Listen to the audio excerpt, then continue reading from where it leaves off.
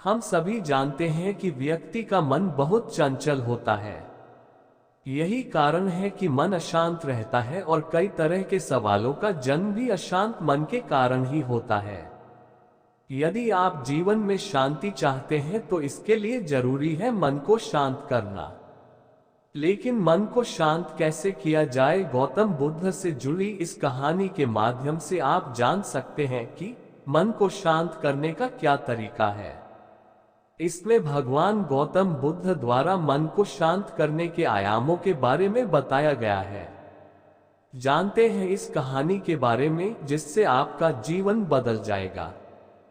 मन को शांत करने की कहानी। एक बार एक लड़का गौतम बुद्ध के पास जाकर कहता है, मेरे जीवन में बहुत अशांति है, कृपा करके आप मेरा मार्गदर्शन कीजिए जिससे कि मैं इस अशांति से छुटकारा पा सकूं। गौतम बुद्ध लड़के से जीवन की अशांति का कारण पूछते हैं।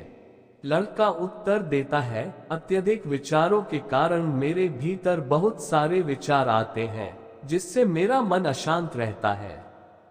बुद्ध मुस्कुराते हुए कहते हैं, ऊपर आकाश की ओर देखो और बताओ कि तुम्हें सूर्य दिख रहा है। लड़का ऊपर देखता है और कहता है, धूप दिख रहा है। बुद्ध उससे पूछते हैं कि अगर तुम लगातार धूप में खड़े रहोगे तब क्या होगा। वह कहता है, मुझे अत्यधिक गर्मी लगेगी और शरीर में बेचैनी होगी। बुद्ध लड़के से कहते हैं कि अगर धूप में खड़े रहने से तुम्हें गर्मी लगती है तो इसमें दोष किसका है, सूर्य के ताप का या तुम्हारा। लड़का कुछ सोचने के बाद कहता है, इसका जवाब आप भी बताएं। बुद्ध कहते हैं, सूर्य का काम है ताप देना और ताप का काम है गर्मी लगना। ऐसे में तो दोष तुम्हारा ही है कि तुम धूप में जाकर खड़े हुए जिससे कि तुम्हें गर्मी लगी।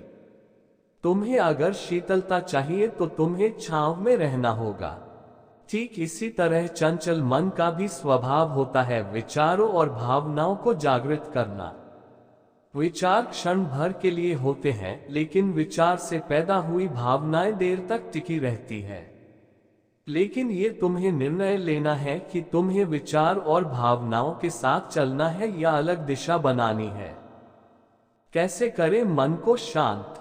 बुद्ध कहते हैं, मन को शांत करने के लिए तन के आयाम पर काम करना सबसे आसान तरीका है।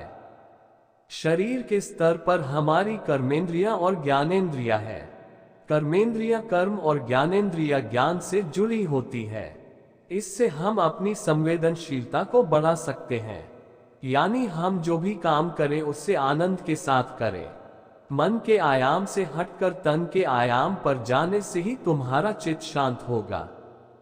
ऐसा करने से तुम मन के आयाम से हटकर शरीर के आयाम पर आ जाओगे। ठीक उसी तरह जैसे तुम धूप से हटकर छांव में आ सकते थे। मन के आयाम से हटने पर तुम्हारी जागरूकता तन पर आ जाएगी। जब तुम तन के आयाम पर काम करोगे तब तुम्हारा चित्त शांत होगा। इसलिए हर काम को तन के आयाम पर करने से मन स्वतः शांत हो जाता है। अपने मन के विचार और भावना को नहीं बल्कि सुर को सुनो। लड़का बुद्ध से कहता है, अपने भीतर के सुर को कैसे सुने। बुद्ध कहते हैं, किसी शांत स्थान पर रहकर जहां शांति हो, तब अपनी आंखें बंद करो और मन के भीतर चल रहे शोर से हटकर भीतर के सुर को सुनने की कोशिश करो।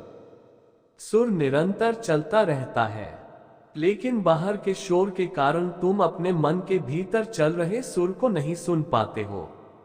जब तुम अपने दोनों कानों को अपने हाथों से बंद कर दोगे तभी मन के सुर को सुन पाओगे। इस तरह तुम मन की अशांति से दूर हो जाओगे और तुम्हारा मन शांत हो जाएगा।